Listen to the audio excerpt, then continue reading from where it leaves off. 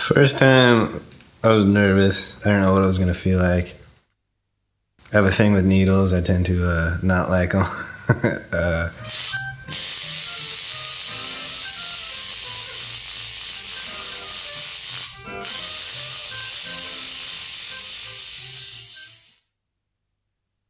I just remember cringing. Like you just breathe in, and then as he starts a line, you breathe out slowly as he goes down the bone, and it doesn't feel good at all. But when it gets done and he wipes all the blood and stuff away and you go look at it for the first time, I'm just like, holy crap, this looks awesome. Then heals up and it's there. I'm not just gonna go get tattooed just to get tattooed. I go down there with hopefully some thought behind it. To me, there's nothing I wouldn't get tattooed if I didn't have some meaning behind it. When I was younger, I wanted a tattoo. Like, I remember being 14, 15, 16, wanting a tattoo, and I had these designs that I wanted.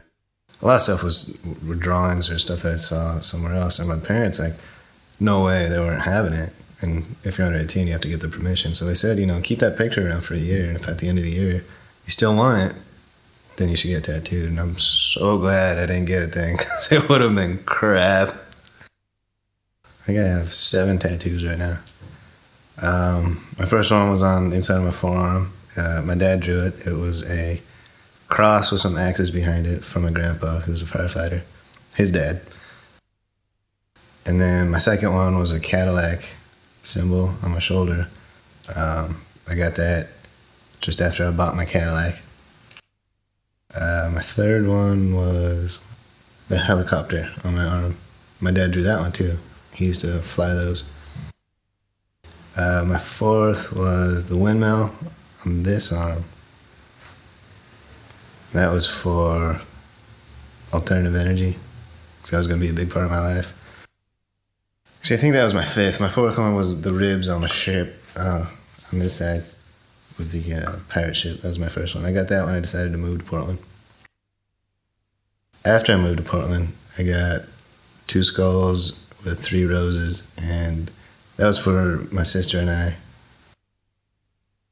My last tattoo was the ship on this side, and that was because when I was dating Erin, I told her if she moved to Portland, I would get another ship on that side for her.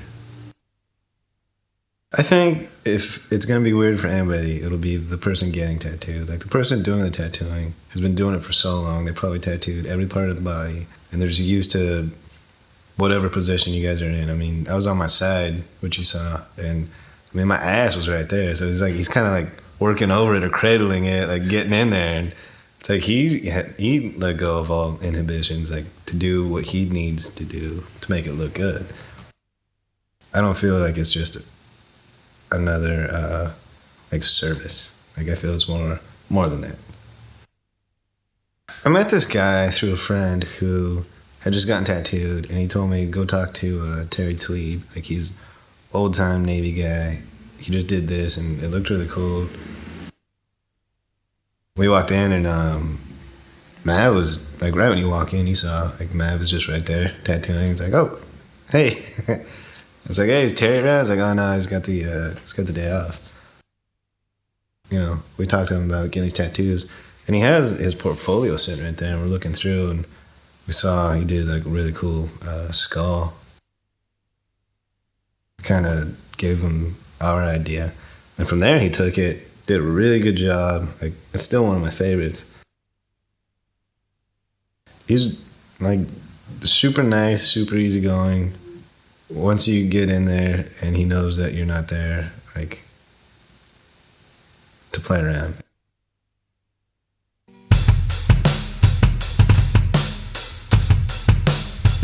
I love music. I've always loved music. I can remember being really little and asking my parents for drums, and they just said no. I'm so mad that I didn't start playing at a young age. Like, I had to wait till I had the time and the money to go out and buy myself a kid, and that's when I started playing. Engineers, like, I think, need an outlet in music, like a structured outlet. Not just drinking and heroin, but maybe some drums, some sheet music. Yeah. I just, like, a lot of people are surprised when I say I'm a mechanical engineer.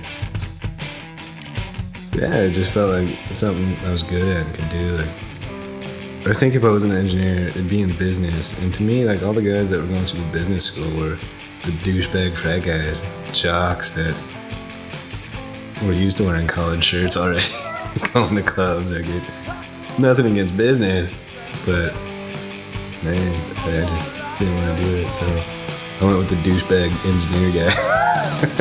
We all just nerded it up in class.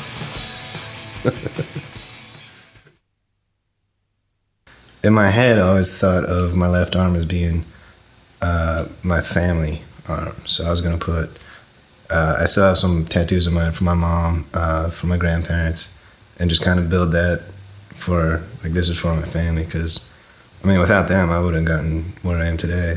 They're everything to me, and I appreciate so much. And this is kind of like how I can pay them back, you know, one of the ways. I just feel like I should honor them in some way. I hope that they see that, and I hope that they see that this is how I do it.